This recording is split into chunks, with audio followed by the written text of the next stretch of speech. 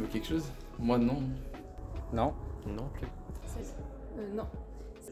Oui, c'est la journée de la femme. 8 mars, c'est la journée de la femme. Bah, c'est important.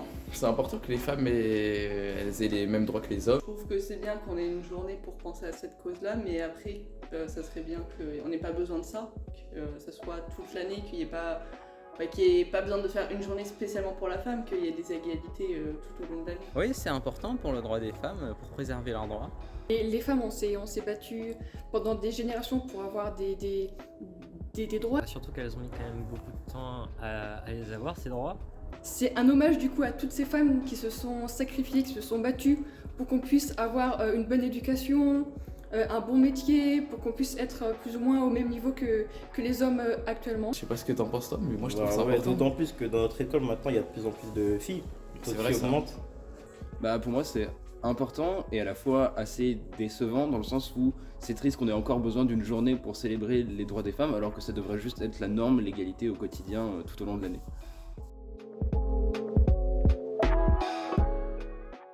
Ça me pose une colle là un peu. C'est dur. Je pense que oui, mais pas une tellement grande différence, vu que normalement, il n'y a pas de différence réelle entre les deux genres. Je pense pas spécialement. Entre les femmes et les hommes, on n'a pas vraiment les mêmes façons de penser ensemble, donc ça apporte, comme il disait, des points de vue différents.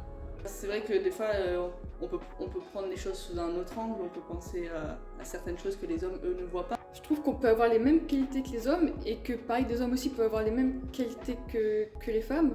Alors je sais pas si ça apporte quelque chose de différent, mais je sais qu'on soit un homme ou une femme dans les métiers de la science, en général, il n'y a pas une très grande différence. Moi je le vois dans ma classe et au final, qu'on soit un homme ou une femme, on arrive à établir les projets de la même façon, donc c'est pas une question de sexe en fin de compte, c'est une question de motivation. Si elles ont les capacités d'essayer à fond d'y aller, et si elles en ont envie et tout, il faut qu'elles y aillent, il faut pas qu'elles pensent à tout ce qu'on pourrait dire ou tout ce qu'on attend d'elles. Faut pas s'inquiéter de ce genre de choses. Il y a de plus en plus de filles et même c'est pas du tout que pour les garçons, faut s'investir de la tête, même les maths, etc. Faut juste travailler et c'est un secteur comme un autre. Voilà.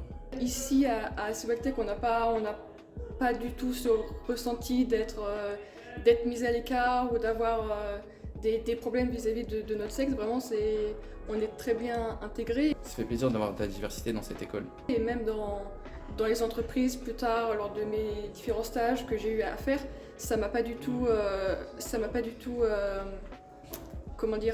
discriminé d'être une femme. Il y a franchement aucune peur ou aucune appréhension à avoir, les métiers de la science sont là et puis avec mon expérience, tout le monde est le bienvenu dans la science et il n'y a pas de raison d'avoir peur, franchement venez.